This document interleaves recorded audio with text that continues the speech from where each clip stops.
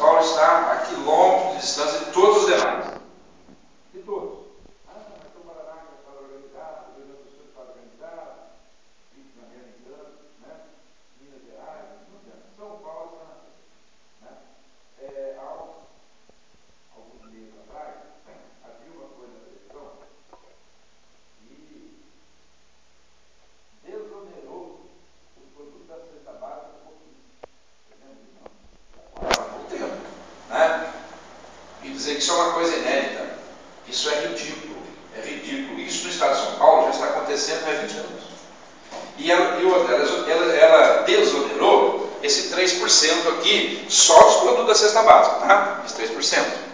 Certo? O governo do estado de São Paulo, eu acho que foi até o Mário Covas, tá? Lá no primeiro mandato dele, ele já desonerou os produtos da cesta básica do ICMS de 18%.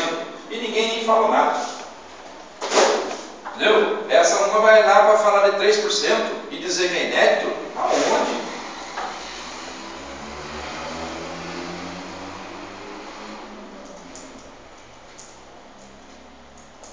Sabe, mas é uma coisa, você falou que você não pode ter dois tributos, né? Só a mesma fonte. Você pode ter duas tarifas da mesma fonte? Não, também. Não, também. Nem taxa, nem... Não, mas daí eles mudam de nome. Muda de nome, acabou. Atendeu a legislação. É complicado. O sistema nosso tributário é complicado. Né? Mas isso a gente precisa salientar que não é governo de agora que faz isso. Entendeu? Isso aí eu conheço por gente.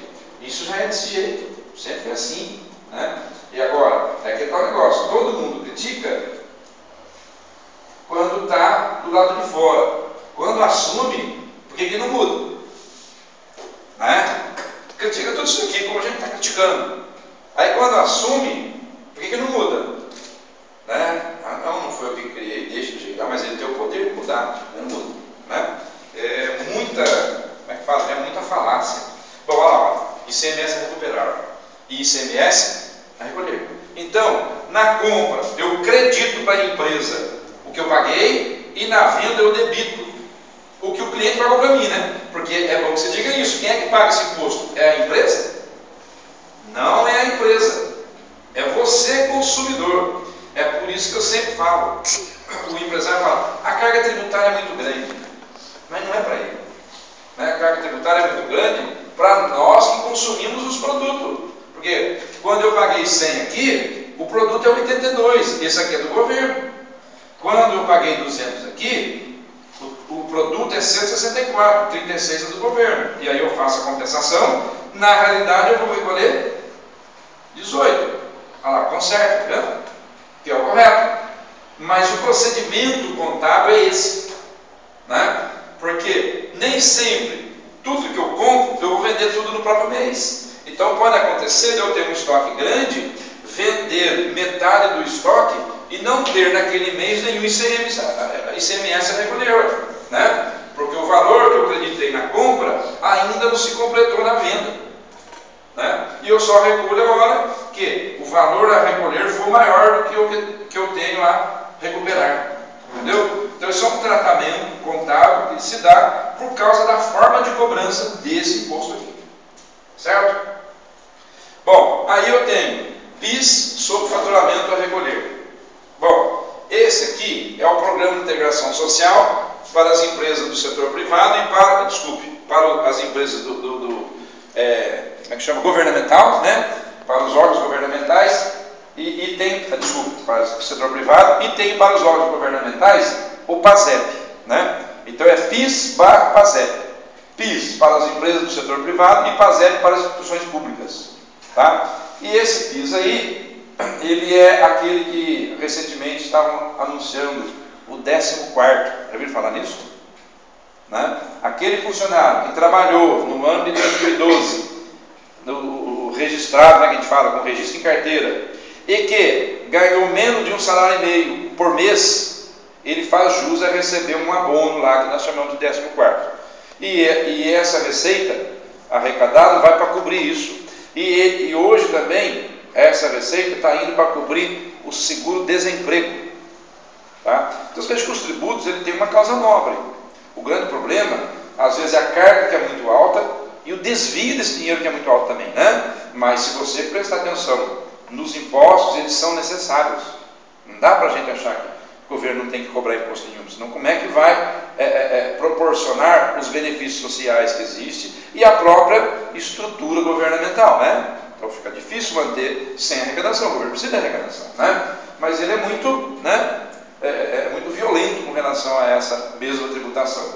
Esse PIS, ele é um pouquinho menor, né? A maioria das empresas recolhe 0,65 também sobre o faturamento bruto, igualzinho a COFINS, né? E esse é Programa de Integração Social, o nome dessa contribuição. Ele é uma contribuição também, tá? Então, ele é sobre o faturamento bruto das empresas e quer dizer, ele tem uma característica de contribuição, mas não chama contribuição, porque se fosse contribuição, o que acontecia? Teria duas contribuições sobre a mesma base também. Vocês perceberam que só muda de nome? Não, o PIS não é contribuição, é um programa de integração social. Esse daqui, a COFINS, contribuição para o financiamento da Seguridade Social, é outra coisa. O dinheiro do PIS não vai para a Previdência, vai para o cofre do próprio governo e ele faz os pagamentos do programa, certo? Que é o seguro-desemprego e esse 14º que as pessoas têm direito. Ok? Então vocês perceberam que existe cobrança sobre a mesma base, sim, mas com nome diferente para poder dar uma mascarada, né? Para cumprir os preceitos legais, ok? E a contribuição da Previdência a recolher? Olha lá. É contribuição. Mas qual é a base? A folha de pagamento. Não é sobre o faturamento, não é sobre a venda do produto, quer dizer, já é outra base. E aqui vocês vão levar um susto danado. Quando você trabalha com registro em carteira, você sofre um desconto a título de previdência social de 8, né? A 11%. Esse a empresa desconta do seu salário e recolhe para a Previdência, perfeito? É você que paga, não é a empresa. Mas sobre o seu salário, as empresas também recolhem. Sabe quanto que é? A maioria das empresas. 28,8%. É muito alto. É por isso que existe aquela, né, discussão. O funcionário fala, a gente ganha muito pouco, é verdade. O patrão fala assim, o funcionário custa muito caro, é verdade. Ué, como é que pode ter duas verdades? Né? Um fala que gasta muito com o funcionário fala que ganha pouco. Os encargos são muito altos, né? Então o funcionário não custa o salário dele. Tem uma série de outras coisas que o patrão tem que recolher sobre o salário dele. E é isso que onera, né? E sabe como é que é montado esse 28,8%? É assim, 20% é do INSS, tá? 5,8% chama-se terceiros. São instituições que vivem às custas dessa contribuição. Tipo, salário ou educação, SESI, SENAC, SENAI, tem umas instituições que você não sabe onde é que fica a sua sede. Se eu precisar de alguma coisa aí, aonde que eu vou procurar? É uma maneira, sinceramente, de vocês, de arrecadar dinheiro e não prestar absolutamente nada para ninguém, né? Você vai, por exemplo, no SESI, o SESI ainda existe, né? Mas aqui não tem, aqui em Guará não tem mais. Você vai, por exemplo, no SENAC. Vai lá no SENAC e vê se tem um curso de graça para você lá. Recebe. Deveria promover, se não de graça, pelo menos tem um custo menor. Vai lá para você ver quanto que custa. Além de toda essa arrecadação, eles ainda cobram as pessoas que vão lá. Certo? E aqui em Guará é SENAC, em Pinda é SENAI. Então, essas instituições são todas custeadas por um percentual da folha de pagamento das empresas. E o que dá em troca? A gente nem sabe, pois não. Como que funciona aquele programa Menor Aprendiz, que o jovem trabalha para a empresa, mas ele faz um curso gratuito pelo Senac, né? Sim. Então, gratuito, por quem que é subsidiado aquilo? Pela empresa? Se não está subsidiando diretamente, indiretamente está, porque ela recolhe um percentual sobre a folha. É assim, o governo cria programas sociais, gente, mas ele não paga nada. Na verdade, ele joga tudo para os outros pagarem. Não é? É normalmente assim. Por exemplo, o imposto de renda retido na fonte hoje. Né? Hoje, por exemplo, a carga tributária para a pessoa física, quem está falando de empresa, tá? A carga para a pessoa física é muito alta, gente. É muito alta. Se você ganhar 10 mil reais, é um grande salário, não é? Concorda ou não? Sabe quanto a pessoa recolhe do seu salário para o governo? 27,5%. Então, na verdade, ele não ganha 10. Ele ganha 7.300. Certo? O resto vai para o governo, que não fez nada para você. E aí você pega aquele 7 que já pagou o imposto e vai comprar as coisas. O que vai acontecer? Você vai pagar tudo isso aí, ó. Porque não são as empresas que pagam. Estão todos inclusos no preço do produto que ela vende. Então é muito alto. Mas para a gente, na realidade, para as empresas não é alto, não. Né? Porque elas colocam no preço. Quer dizer, elas vendem para você, ficam a parte dela e recolhem para o governo. Então é você que pagou. Né? Então não tem muito essa história que não tem condição de ter empresa, a carga tributária é muito alta. Certo? Em algumas coisas eu concordo, nós estamos falando desse, ó. Esse é a empresa que paga, que ela também inclui no preço do seu produto, ou não repassa isso no preço do seu produto. De uma forma somos nós mesmos que pagamos, né? E ainda tem um outro percentual, que é o SAT, Seguro de Acidente de Trabalho. Olha que interessante, as empresas pagam 3% sobre a folha, para quando você tiver um acidente ou ficar doente, alguma coisa, você afasta pela Previdência Social e recebe da Previdência Social. Portanto, as empresas contribuem. O problema não é esse, porque esse afastamento que você recebe pela Previdência Social só se for superior a 15 dias. Certo? Se for inferior a 15 dias, embora as empresas paguem para a Previdência, quem tem que pagar o salário do funcionário é a empresa ainda. Olha que coisa. Ué, um dia não deveria ter sido coberto por isso? Não. Só é coberto por isso se porventura o acidente ou o afastamento, dizer assim, do funcionário for superior a 15 dias. Até 15 dias, apesar desse pagamento, ainda é responsabilidade da empresa. Fica muito difícil, né? Perfeito? É muito oneroso. E aí você veja bem, olha quanto que a Previdência Social recebe por mês de cada funcionário. Dá para a gente fazer a conta? Vamos imaginar que ele receba um salário, né, mais ou menos, desconta 11%. Né? Então vamos imaginar lá que ele depois dá uns R$400 na Previdência Social. Perfeito? Olha quanto mais o empregador recolhe junto com dele.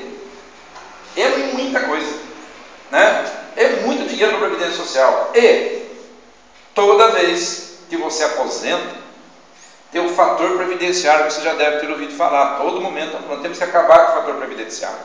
É assim, apesar de toda essa arrecadação da Previdência que a gente viu hoje de forma geral, né? A gente não detalhou tanto, embora tenha alguns detalhes ali. Segundo a própria Previdência, não consegue cobrir os gastos da Previdência. Tem alguma coisa errada aí, né? Será que os gastos da Previdência não são altíssimos? Por que não faz uma contenção de custo na Previdência para que ela tenha melhores condições, né? E não nas costas da gente, porque a gente paga 35 anos e quando você vai aposentar, isso deveria ser um benefício, né? Você deveria aposentar até com um pouquinho mais do seu salário. Hoje tem um fator previdenciário que pode chegar a 30%. Se você estiver nesse fator previdenciário e você tem uma redução do seu salário de 30%, significa que se você ganhasse 1.000, você vai aposentar com R$700, apesar de toda essa contribuição que você teve. Por isso que eu sou aposentado e trabalho.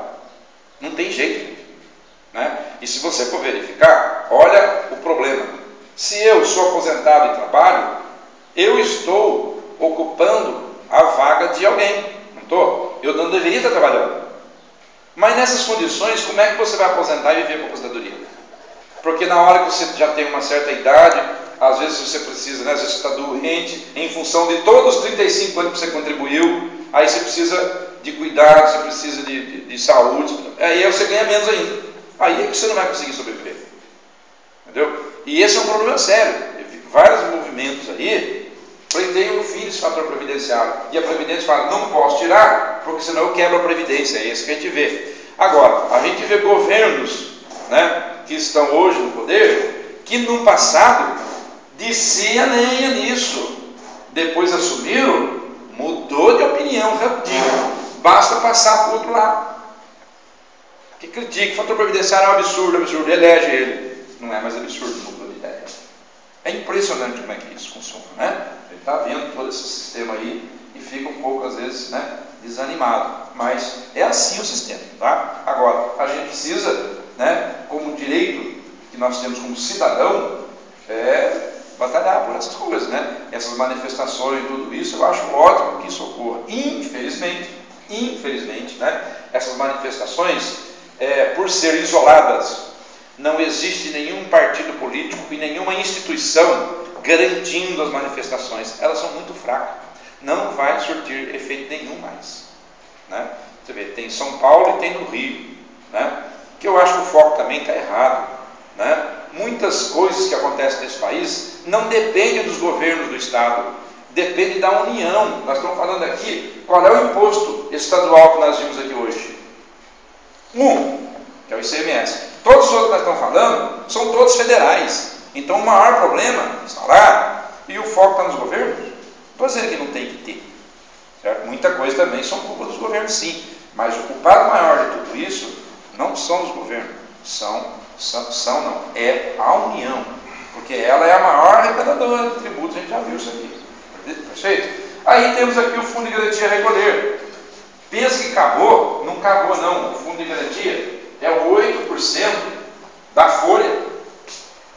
Então, vejam vocês que para cada funcionário que a empresa tem, ela paga 28,8% de previdência e mais 8% de fundo de garantia.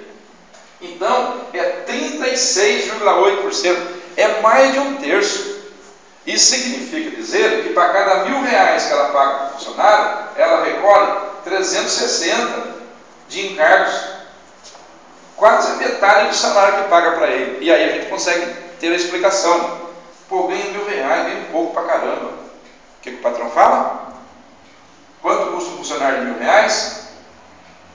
1.360. Isso só de encargo previdenciário, né? Se ele se acidentar e ficar até 15 dias, embora você tenha pago, você tem que pagar esse funcionário e não tem a mão de obra dele. Concorda? E assim vai. A cada ano trabalhado, né, o funcionário tem direito a férias mais um terço sobre a férias. Então, se ele ganha 1.000, naquele mês ele ganha 1.333. E a empresa também não tem o serviço dele. Olha o custo disso para a empresa. Não é? E outra, chega em dezembro, ele tem mais um salário de 13º. Olha o custo disso para a empresa. Alguns especialistas dizem que, sobre o funcionário, considerando todos esses custos que a gente está falando, considerado de afastamento, e temos que ver qual é o custo do funcionário dentro da empresa, que tem também, não é? Vamos imaginar alguns? Pode parecer até absurdo, mas ele consome água da empresa, ele consome energia elétrica da empresa, ele consome papel higiênico da empresa, consome café, ele consome uma punhada de coisa, então ele dá custo também para a empresa. Segundo os especialistas, um funcionário custa só de outras coisas, fora o salário, 104%. Isso quer dizer o quê? Se ele custa 1.000 que você paga para ele, você vai pagar 2.000 para ele. Quer dizer, de custo daquele funcionário. 1.000 você paga para ele, o resto é tudo isso aqui que a gente está falando, né? Agora, é claro que isso aqui é uma imaginação, porque se ele nunca for afastado, isso aqui reduz. Perfeito? Então depende do que acontecer na sua empresa. Certo? Mas isso pode acontecer até esse limite. Então, vocês perceberam que é muito complexo, não é?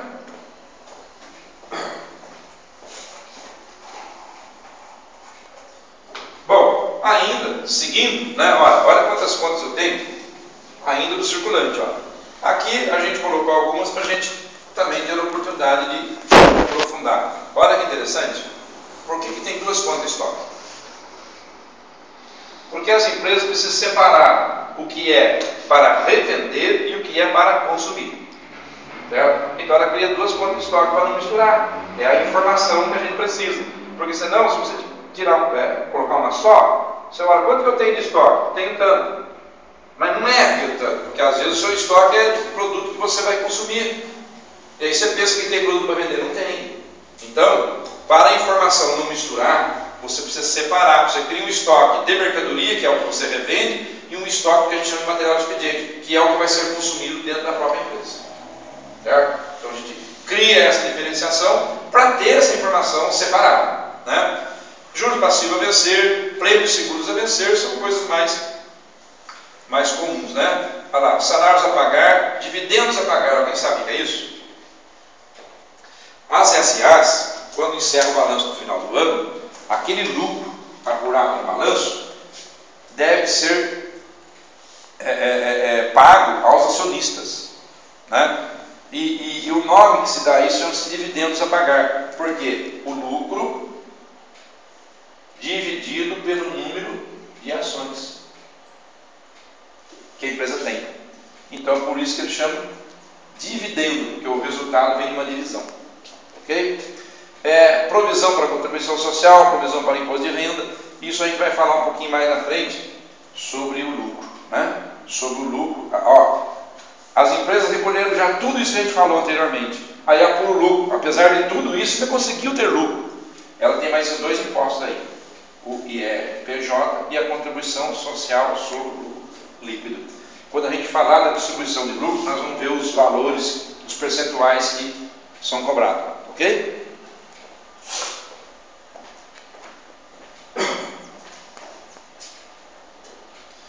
Bom, agora mudando de grupo, vocês perceberam? Quer dizer, até agora nós só falamos do ativo circulante e do passivo circulante. Né? Agora acabaram as contas, não tem mais. Então eu crio um novo grupo. Né? E como é que eu vou criar um novo grupo? Olha lá, eu pego o 1, que é do ativo, o 0 já foi. Aí o 1, que é o realizado a longo prazo. Certo? Então, 10, circulante, 11, realizado a longo prazo. E crio a primeira conta do mesmo jeito que eu fui criando aqui. Certo? Do lado do passivo, mesma coisa.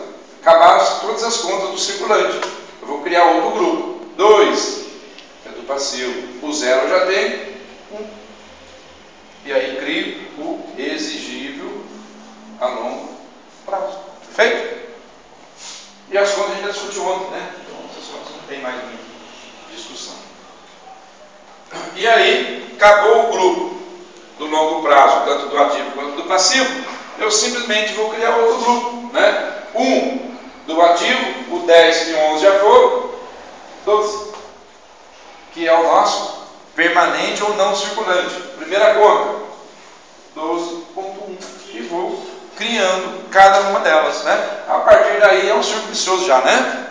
É a mesma sequência, igualzinho o primeiro que nós criamos. Do lado do passivo, mesma coisa. Eu já tenho o 21, as contas terminaram, eu vou para o 22, que é o exigível, aliás, que é o resultado de exercício futuro que nós vimos ontem. Né? Coloco todas as contas aqui. Quando terminar, né, eu vou criar o grupo 23, que é o grupo patrimônio líquido, porque eu já estou no 22, o próximo é 23. Crio o grupo patrimônio líquido e começo a criar as contas. 23.1 é a primeira conta do grupo patrimônio líquido. 23.2 é a segunda conta do grupo patrimônio líquido e assim por diante. Aí é um círculo vicioso já. Perfeito?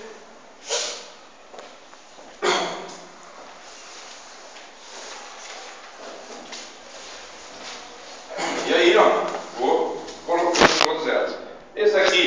depreciação acumulada e amortização acumulada, vai ter mais para frente uma aula só que a gente vai falar sobre esses dois itens do balanço, tá? Como vai ter uma aula também que nós vamos falar sobre isso aqui. Ok? Então, ok? Foi só criado como conta, mais para frente a gente vai esclarecer mais detalhadamente esses itens aí. Bom, com isso nós terminamos o primeiro gráfico, que são as contas de... O que é mesmo? Primeiro gráfico? De patrimônio, contas patrimoniais. Portanto, são só contas que vão aparecer aqui. Mas tem muita conta ainda na empresa que elas não aparecem aí. Mas elas existem dentro da contabilidade. Que são as contas que provocam o resultado. Quer dizer, esse lucro é um resultado. E que provocou o resultado não foram essas contas só. Tem outras contas que contribuíram. Como elas não são contas patrimoniais, elas nunca vão aparecer no balanço patrimonial. É um grupo à parte. Não é? Aí a gente vai, então, conhecer esse grupo de contas de resultado. E como que eu crio? Vou apagar isso aqui para a gente criar um critério novo aqui para a gente entender melhor. Né?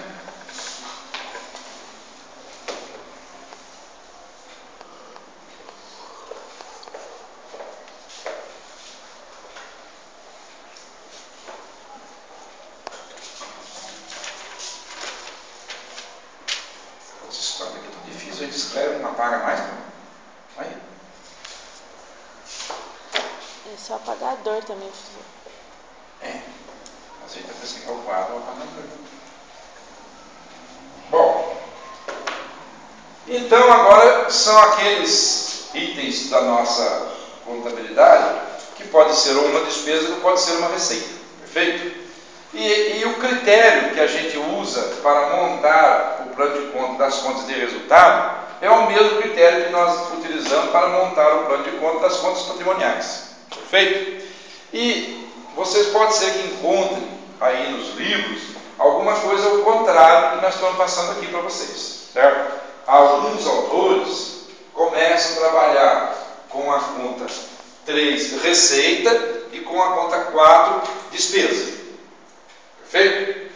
Aqui eu estou usando essa ordem porque no livro do Osni Moura Ribeiro, que é uma da bibliografia recomendada para vocês, trata exatamente desse jeito, né? Então não tem sentido eu pegar um livro e trabalhar ao contrário. Eu preciso obedecer o que está lá no livro. Eu como profissional de contabilidade, gosto disso invertido. Tá? Eu gosto disso invertido. Nas empresas que eu trabalhei, eu sempre crio o grupo 3, receita, e o grupo 4, despesa. Mas no livro aqui, está desse jeito, eu obrigatoriamente tenho que seguir para não confundir a cabeça de vocês. Né? Senão passo no jeito aqui, vocês vão no livro lá, está do outro jeito, né? Mas é perfeitamente normal isso ocorrer. Ok? Bom, qual é o critério? Mesma coisa. Eu vou criar o 3. É o meu grupo de despesa. Vocês perceberam a sequência ou não? Por que 3? Porque 1 e 2 eu já usei. Eu não posso mais, porque se eu colocar 1 e 2, vai lá no patrimônio. E não são contas que tem que ir lá. Certo? Bom, e o grupo 4, as receitas. Né? E aí é o mesmo critério, criando o grupo de despesas. 3.0, aquilo que nós chamamos de despesas operacionais. E vou colocando as contas, 30.1, 30.2, 30.3. E mesma coisa aqui. 4.0, as receitas operacionais. Alguém pode me ajudar aí para a gente definir o que são despesas operacionais e o que são receitas operacionais? Alguém sabe? Bom, despesas operacionais são aquelas despesas com a manutenção da empresa.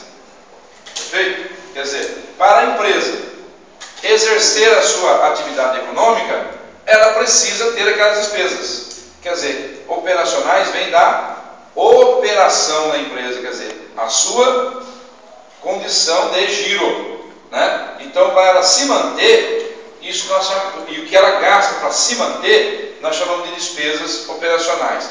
e aquilo que ela consegue de faturamento com aquela atividade, daquele consumo de despesa, aqui nós chamamos de receitas. Então são despesas operacionais que ela gasta para conseguir a receita operacional.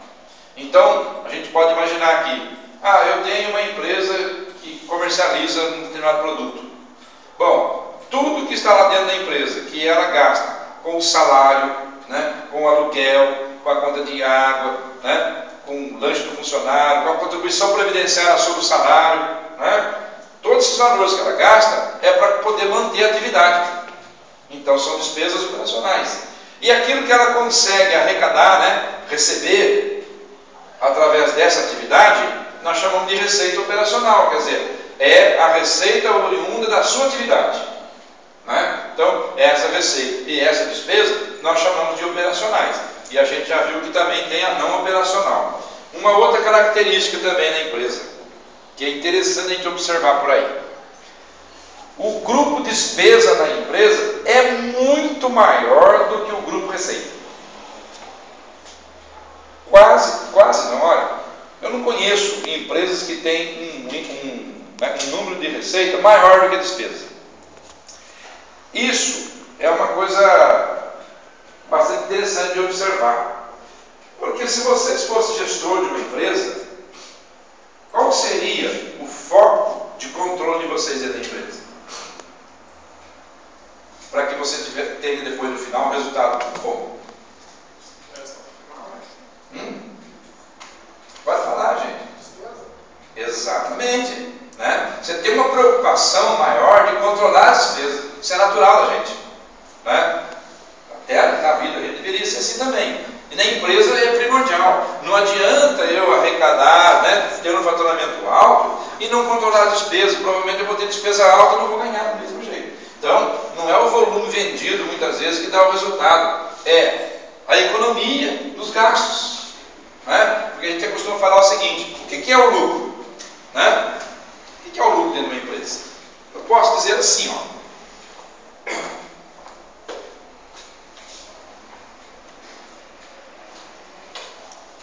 Vamos imaginar que eu tenho um gráfico, né?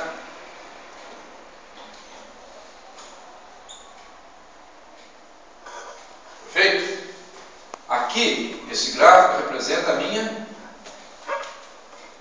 receita, e esse gráfico representa a minha despesa. Logo, o que é essa diferença aqui? É o lucro, perfeito? Então não adianta eu tentar aumentar aqui e nem olhar para aqui. A tendência é que isso vá consumindo o meu lucro. Se chegar aqui, eu não tenho lucro nenhum. E se ultrapassar, eu tenho prejuízo. E na realidade, o olhar do gestor, ele tem uma atenção especial aqui, ó. Porque muitas vezes eu não preciso nem melhorar a minha receita. Basta eu reduzir meu custo, que eu vou ter lucro. E é por isso que a gente sempre fala, não adianta você querer vender a todo custo. É a palavra que a gente usa. Porque qual é a origem disso, né? Eu quero vender a todo custo. Tá, vai vender pra caramba. E o custo ultrapassou a receita. O que aconteceu com você? Certo? Então não tem esse negócio não. Eu quero vender a todo custo. Muitas vezes é uma expressão popular, mas se você pegar o sentido que isso dá, é muito diferente. Não, eu quero vender, mas não a todo custo. Eu quero vender com o menor custo, porque só assim eu vou conseguir ter lucro. Como o olhar do gestor tem uma atenção especial para as despesas, logo ele discrimina melhor as despesas para ter controle sobre elas, né? Claro, tem também a questão da operacionalidade. Vocês imaginam o seguinte, gente. Vocês pensam no supermercado. Quantos produtos vende no supermercado? 2.000? 3.000? Bastante, né? Então, como que o supermercado, por exemplo, vai ter o controle das receitas de produto a produto? Gente, inviável, né? Fica uma informação muito extensa e a pessoa não vai ter muita apuração. O supermercado, ele tem um grupo de receita que, por natureza, é um pouquinho maior, de faturamento, vamos falar faturamento, né? Que às vezes é a palavra mais comum que a gente usa, sobre as receitas, porque vende muito produto. É importante para ele saber os produtos carro-chefe, né? Que puxa o supermercado, né? Mas normalmente o supermercado trabalha com grupos, né? Então o que ele faz? Ele cria um grupo, por exemplo, produto de limpeza. Se tiver 300 produtos, estão todos numa única conta, certo? Você vê, por exemplo, frios. Quer dizer, se tiver 100 produtos aqui, ele tem o valor arrecadado do grupo inteiro e não de cada um. Senão fica difícil demais. Entendeu? Então, em algumas empresas, essas receitas são um pouquinho mais discriminadas pela natureza do negócio, né? Mas, às vezes, dependendo da empresa, tem 3, 4, 5 grupos de receita e 200 grupos de despesa. Isso é muito normal acontecer. Tá? Bom, a gente colocou algumas aqui, né, para mostrar para vocês que essas contas são contas que vão indicar quanto você gastou, diferentemente das contas patrimoniais. As contas patrimoniais vão dizer quanto você tem. É o patrimônio da empresa. Aqui não é conta patrimonial. Aqui vai dizer, por exemplo, quanto que você gastou em cada item que você relacionou. Então, por exemplo, chega no final do ano, você olha lá no seu balanço, né? Você olha no seu balanço e olha o lucro aqui. Fala, caramba, mas foi uma movimentação danada, né? Da empresa, e pra caramba, todo esse trabalho. Eu só obtive isso de lucro. No mínimo, o gestor deve ficar um pouquinho curioso, né? No mínimo. Às vezes fica muito preocupado. Mas vamos pensar ao contrário. Nossa, que lucro alto que eu tive. Será que isso também não chama atenção? Ah, tá ótimo, pronto. Não. Na verdade, ele precisa saber a origem, né? Por que deu um lucro muito alto ou por que deu um lucro muito baixo também. Ou por que deu um lucro médio. Quer dizer, o lucro, de qualquer forma, deve ser objeto de análise. Tá? E aí, como é que ele vai saber o que influenciou nesse resultado? Com certeza ele não vai conseguir ver nas contas que estão aqui dentro, né? Ele vai conseguir ver nas contas que geraram o resultado, que são essas contas que nós estamos falando, né? Pô, mas o que eu gastei tanto assim que diminuiu meu lucro tanto? Ele vai aqui, ó. Aí vai ver quanto que ele gastou o ano inteiro só com conta de água e esgoto, né? Ele também vai ver quanto que ele gastou o ano inteiro de aluguel. E essa informação pode levar ele a tomar decisão, que é o que a gente fala, né? As informações são geradas para que alguém tome decisão, não é isso? Aí ele fala, gente, não tem jeito, eu paguei tudo isso de aluguel, está na hora da gente construir a sede própria. Porque com esse valor aqui, por mês, eu construo minha sede.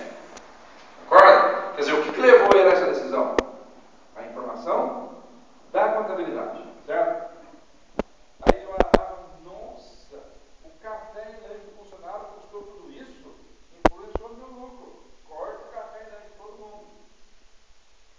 E você pensa que isso não acontece? Uns tempos atrás, eu estava vendo,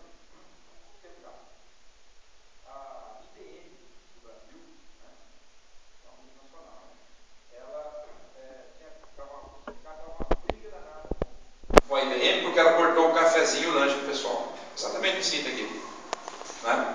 E a briga era o seguinte, aonde já se viu uma empresa daquele porte ter coragem de cortar o cafezinho e o lanche do funcionário? Se você for ver por esse aspecto, é verdade, eu concordo plenamente. Sabe quantos funcionários tem a IBM no Brasil, aqui no Brasil? 18 mil funcionários. Logo, se cada um tomar um cafezinho, que não é só um, né? Vamos imaginar que o cafezinho custa 50 centavos. Dá 9 mil reais por dia. Concorda?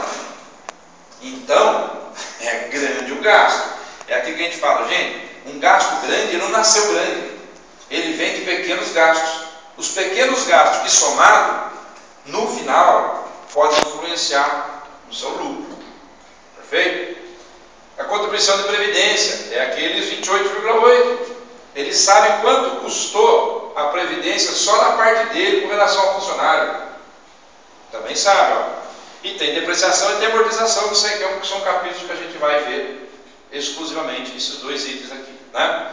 e as receitas operacionais. Quer dizer, ele vai olhar no valor arrecadado total e vai ver o que mais contribuiu. Né? Quer dizer, foi aluguéis de ativo, foi juro, foi desconto, foi receitas eventuais, quer dizer, foi receita de venda, o que foi que contribuiu para toda a minha receita, né? Por exemplo, ele vai ter, né? Bom, o que mais contribuiu é tal item. Ele já vai saber que ele tem que ter uma atenção especial aí, porque esse é o seu carro-chefe, né? Perfeito? Vamos pegar o exemplo do supermercado. Vamos imaginar que o supermercado chegue, né, lá e fala o seguinte: olha, de todos os itens que eu vendi, o grupo que mais contribuiu para a minha receita foi o grupo de limpeza, que vai ser difícil ser, mas só para a gente se orientar. Então ele fala: gente, vamos investir aqui, porque aqui é que está mantendo a empresa. Aí olha lá, gente, frios não contribui em nada, para de vender. Lógico que eu estou sendo exagerado, né? O supermercado jamais vai parar de vender. Mas não vai desviar uma atenção especial para isso, porque é muito pouco representativo para o volume todo, né? E é somente aí que ele enxerga. Aqui no balanço ele não vai enxergar isso, né? Porque essas contas formaram o seu resultado, e o resultado está tudo num só.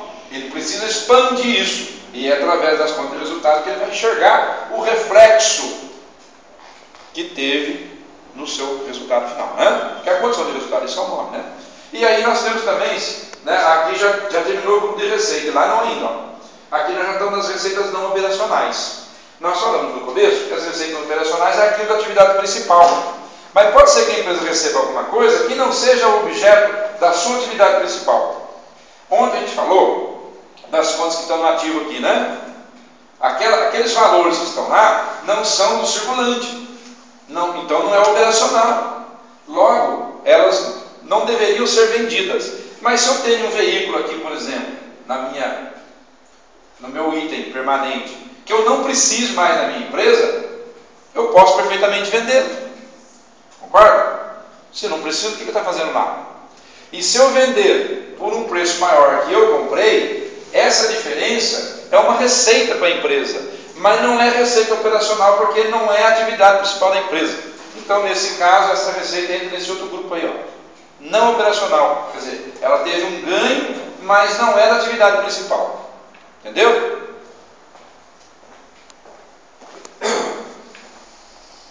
Bom, não terminou ainda as despesas, né? Ainda estamos no grupo operacional.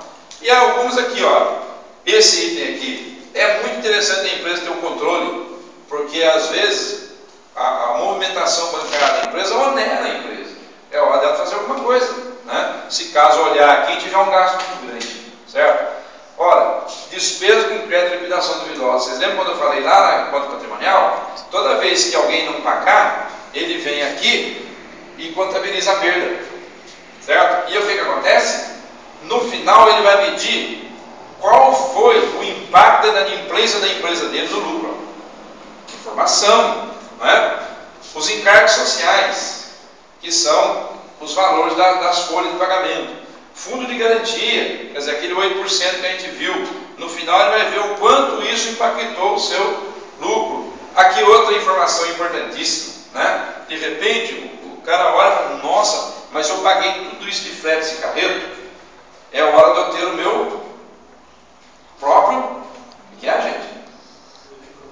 Meio de entrega, né?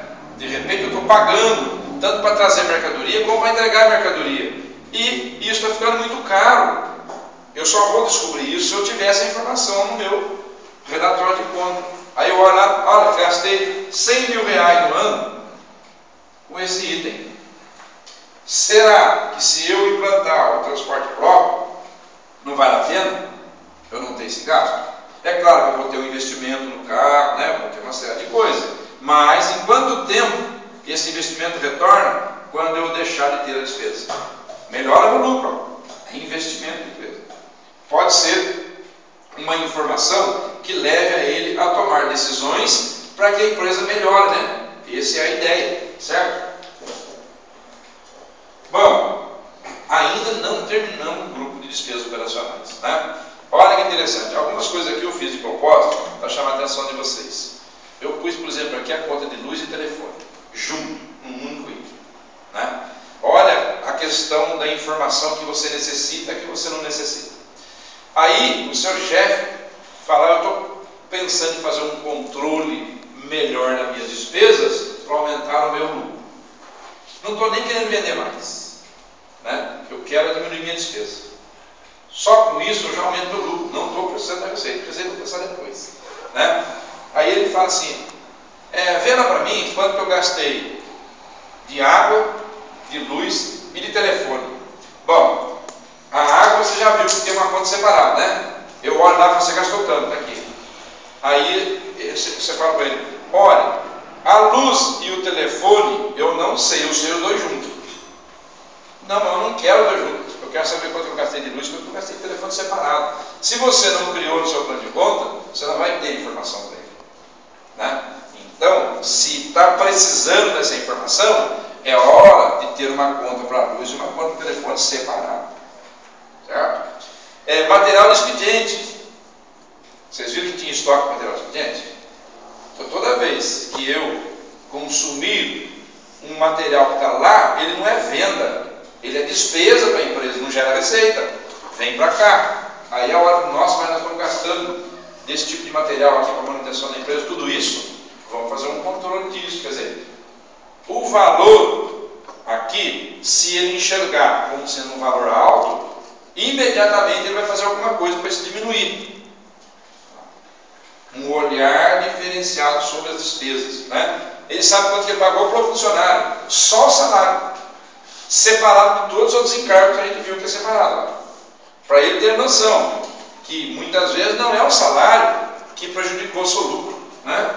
Que aumentou a sua despesa, são os encargos do próprio salário, muitas vezes, que oneravam. E despesas eventuais, quer dizer, esse aqui é um artifício que o profissional usa, não consegue enquadrar nada mais aqui, cria um grupo para jogar quando algumas das despesas que vão surgir e que não tem grupo específico, vai jogando aqui. Aqui também tem que ter cuidado, né? De repente você olha no seu relatório, o grupo que mais consumiu foi esse. Então o seu plano de conta não está suficiente para atender a sua necessidade. Aí vem, mas, nossa, gastei tanto, mas o que vem a ser isso? Eu não sei, é o que não coube aqui, eu joguei tudo aí, mas não tenho a menor ideia do que foi. A informação está faltando, e por isso a gente bate na tecla. O plano de conta tem que ser feito para atender a sua necessidade. Perfeito? E agora, sim, eu cheguei nas minhas despesas não operacionais, né? Que são aquelas despesas que não são necessárias para a manutenção, mas elas podem ocorrer. E ao contrário da receita não operacional. Se eu vender esse mesmo veículo por um preço inferior a que eu paguei, eu tive perda, e essa perda entra como despesa não operacional. Ela, de uma certa forma, influenciou no meu lucro. Perfeito? Aí eu tenho as contas 5, 6 e ainda a conta 7 para a gente terminar. A conta 5, hoje, no sistema de contabilidade, elas não aparecem, porque são aquelas contas de lançamento integrado. Então, toda vez, por exemplo, que eu comprar uma mercadoria para o meu estoque, ela entra lá no meu estoque e imediatamente ela vem aqui, junto. Então ela nem aparece no sistema. Quer dizer, quando eu lançar lá a crescer um produto no meu estoque, isso entra como compra de mercadoria. Porque no meu estoque eu não tenho como controlar isso, né? No meu estoque compro, vendo, eu só tenho quanto eu tenho. Mas quanto que eu comprei e quanto que eu vendi, eu não tenho. Certo? Então o sistema vai alimentando o valor comprado. Quando eu quiser saber quanto que eu comprei, eu venho aqui, ó, nessa conta, né? E quanto que eu vendi? Mesma coisa lá, vem aqui, ó. Certo? Então, essas transações contábeis, elas não acontecem diretamente. Quando eu estiver alimentando a conta estoque com entrada, eu estou alimentando compras. Quando eu estiver alimentando a minha conta estoque com vendas, o valor vendido vem para cá. Então, são lançamentos simultâneos, né? Frete seguro sobre compra, porque você sabe que isso é custo também. Então, eu comprei o produto e quanto que eu paguei para o produto chegar aqui? Né? Também para eu saber quanto custou a minha compra. É o que eu paguei pelo produto, mais o transporte, e se ele tem seguro sobre ele também. E as vendas, né? Pode ser que na minha receita bruta eu tenho a venda de mercadoria e a prestação de serviço, né? Tem empresa que pratica as duas. Então é melhor ter as duas separado, porque daí depois eu chego no total da minha receita, eu sei que um tanto foi de venda de mercadoria e o outro de receita de serviço, até para eu saber entre essas duas o qual é mais representativo para mim, né? Se eu não tiver isso, eu vou ter toda a receita. Mas quanto foi de venda? Não sei. Quanto foi de serviço? Também não sei. Eu sei a receita inteira, total. Então a gente discrimina também para ter essa informação separada. Bom, e deduções e abatimento. Olha lá. Toda vez que uma venda for anulada, o valor vem aqui, ó. Até para você saber no final do ano quantas vendas foram feitas e anuladas, porque isso não é normal. Se tem muita vendas anulada, alguma coisa normal está acontecendo na empresa. Por que vende e anula? Vende e anula. O que está acontecendo? Isso é um indicador de gestão, né? Mesma coisa. Eu compro e anulo, devolvo. O que está acontecendo? Por que um volume de compras anulado muito grande? Né? Ó, descontos concedidos. Toda vez que eu der desconto para alguém é uma despesa. Assim como toda vez eu conseguir de alguém, é o contrário. Né? Isso tem tratamento diferente. Olha lá, ó. Eu consigo saber quanto que eu paguei de ISS, quanto que eu paguei de PIS, porque lá na conta PIS tem quanto eu devo, mas não tem quanto eu paguei já, que eu paguei já não está mais lá. Mesma coisa a COFINS, né? Então, deixa eu saber quanto que custou para mim a COFINS. No balanço eu tenho o valor que eu tenho para pagar, certo? Eu tenho COFINS a pagar. Quer dizer, eu tenho um mês aqui só. E os outros meses? Quanto custou isso para mim? Aqui eu não tenho. A não ser que eu não paguei nenhum mês, né? Daí ele vai estar todo aqui. Caso contrário, o valor total vai estar nessa conta. São as contas de resultado. Perfeito?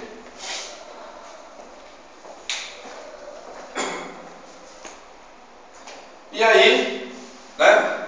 Se as receitas for menor do que a minha despesa, eu tenho prejuízo. Esse é o resultado aqui. Se a minha receita for maior do que a despesa, eu tenho lucro.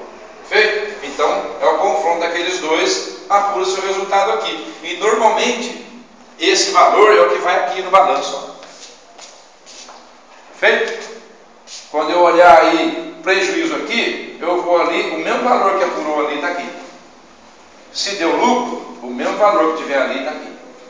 Perfeito? Esse é o valor que vem para o balanço.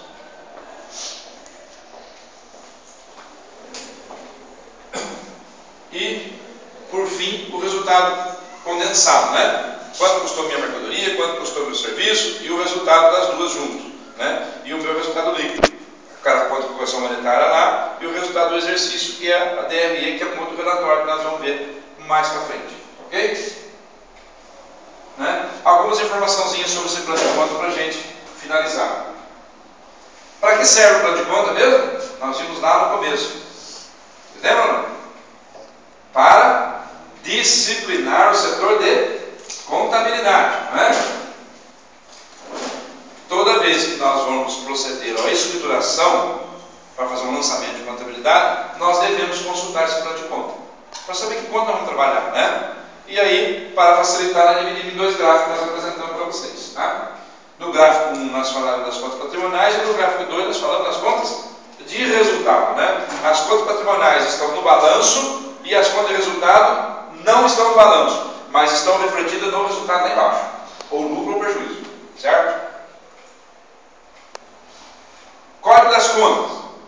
O código das contas é o número que a gente vê do lado dela, né? Esse é o código da conta, ok? Criado dentro daquela técnica que nós vimos no começo. Então a gente fez um resumo aqui para a gente entender melhor isso. Toda vez que na frente da conta tiver o número 1, independente do que vier depois, isso que significa que ela é do ativo. É a forma de identificar. Toda vez que você tiver na frente da conta o número 2, são contas do passivo. Tá? Toda vez que você tiver antes da conta o número 3, são contas de despesa. Toda vez que você tiver o algarismo 4, são contas de receita. Aqui nós vamos somente trabalhar daqui para cima. Tá? Mas, toda vez que aparecer 5 numa determinada conta no relatório de contabilidade, são de custo, deduções e prejuízo. Toda vez que aparecer 6, são contas da receita bruta, deduções e lucro. quer dizer, um contrário da outra. E toda vez que aparecer 7 é a apuração final do resultado. Ok? Mas aqui, para nós só vamos trabalhar com essas contas aqui. Porque essas a gente já sabe que não aparecem no sistema, né? Claramente. Nos relatórios, sim. Porque elas são movimentadas ou em função da movimentação da conta 1, da conta 3, da conta 3 e da conta 4.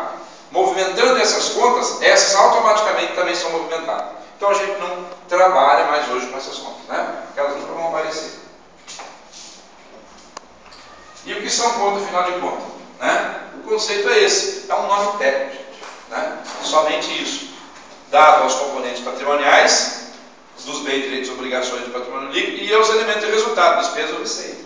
Então eu costumo dizer o seguinte: conta, né, na realidade, é aonde abriga valor, né? Então, se eu falar assim para vocês, a conta caixa tem 10 mil, quer dizer, a conta caixa é que abriga o valor, né? Vamos dizer assim, né? Então é um nome técnico para você fazer referência. Olha, lá no caixa eu tenho 10 mil, né? Essa é a definição de conta, ok?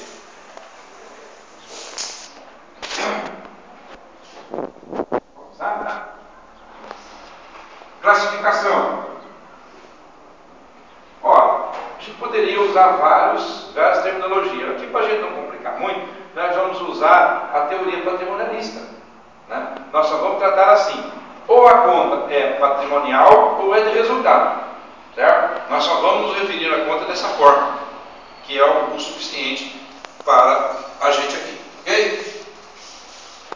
E as contas patrimoniais, né? Que é o primeiro, representa bem e direito, o patrimônio líquido, e ela se divide em ativo e passivo, e são elas que representam o patrimônio, conforme a gente viu ontem, não é? E aí eu tenho as contas, né? Por exemplo, algumas contas aqui, né? Para a gente recordar, olha, representa bem caixa, veículo, direito, duplicado, compulsório, obrigações, fornecedor, duplicado, patrimônio líquido, capital, lucro acumulado, né? Então, essas contas são alguns exemplos de contas patrimoniais, ok? E o que são despesas?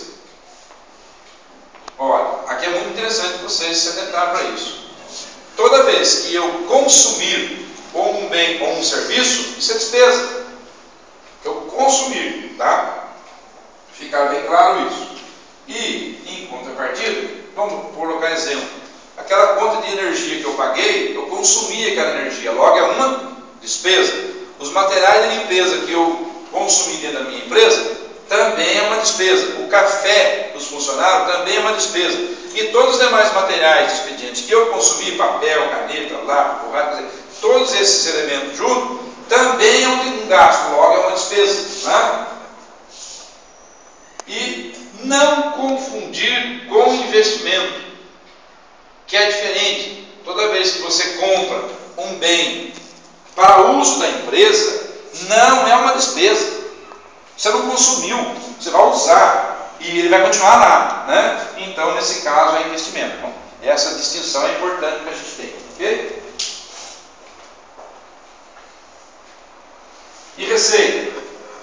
Tudo aquilo que vem da venda ou de um produto ou de um serviço prestado. E a gente já falou que existe um número bem menor de receita do que despesa por questões de costumes de ter um olhar diferenciado para as despesas, né? Então a gente se preocupa em detalhar melhor aquilo que vai sempre chamar a atenção, para que você tenha a devida informação, ok? E aí alguns exemplos, né? Aluguéis, desconto, juros, receita de serviço, receita de mercadoria, quer dizer, tudo isso aqui são receitas que uma empresa pode obter, tá? E aí a gente vai fazer um intervalo, né? De 10 minutos mais ou menos, a gente volta para a próxima aula, que não vai ser essa, vai ser essa aqui. A gente vai abrir uma discussãozinha legal aqui sobre o que vem a ser débito e crédito na contabilidade, né? Que é